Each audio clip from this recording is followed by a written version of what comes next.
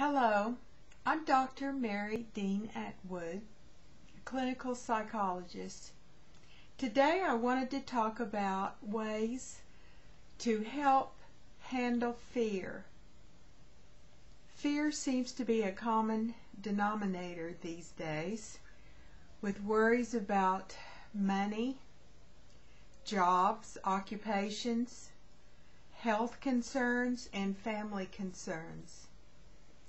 So this is a topic that I've picked as one that needs to be discussed. If there's anything that I can do to help, that's what I'm doing right now.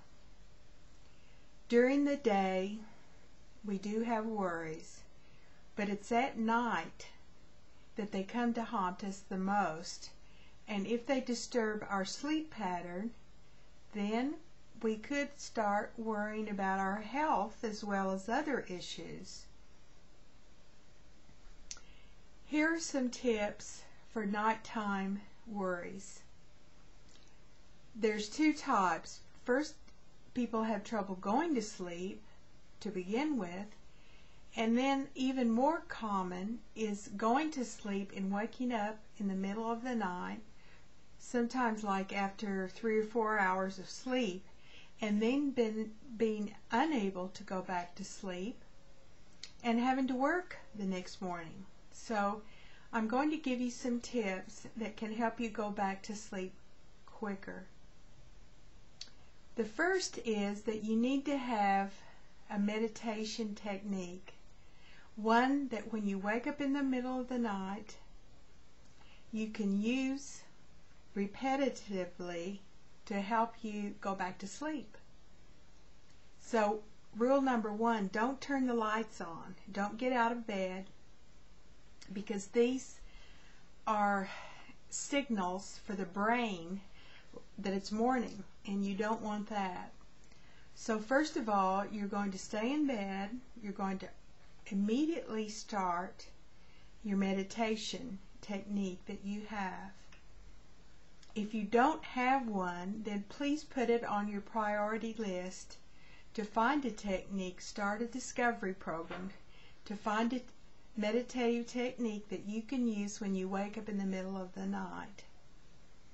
There are meditation seminars, there are books that have meditation techniques. You'll have friends that have certain meditations they use. And I urge you to try to find this, because I've found personally that meditating when I wake up is the best way to go back to sleep.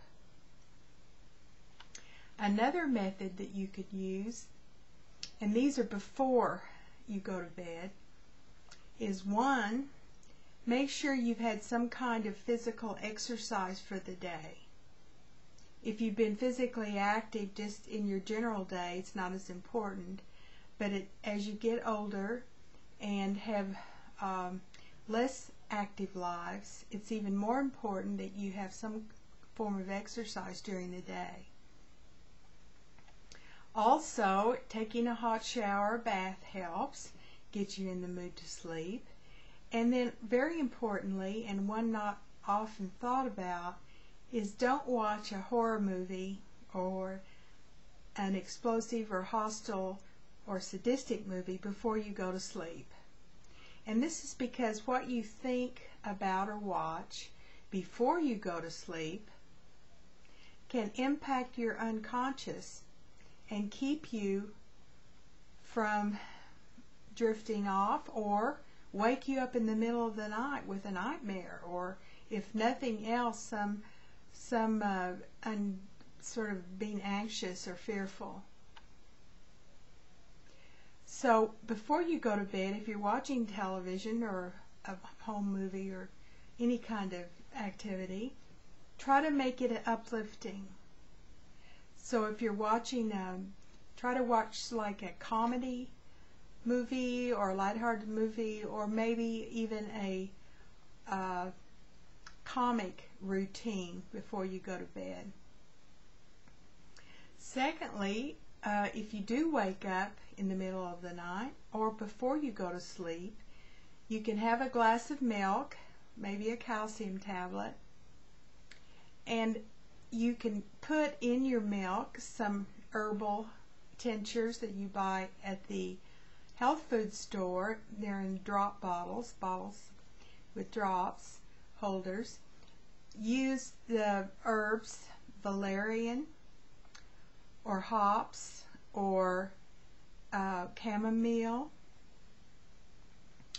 or any kind of nervine that can help you sleep and stay asleep. So these are all preventive or prophylactic techniques they can use before the fact to help you sleep through the night. If you don't have a meditative technique and you haven't found one yet, you can use prayer or an affirmation. And the important thing is that it's done over and over and over. And this repetitiveness is what helps you go back to sleep.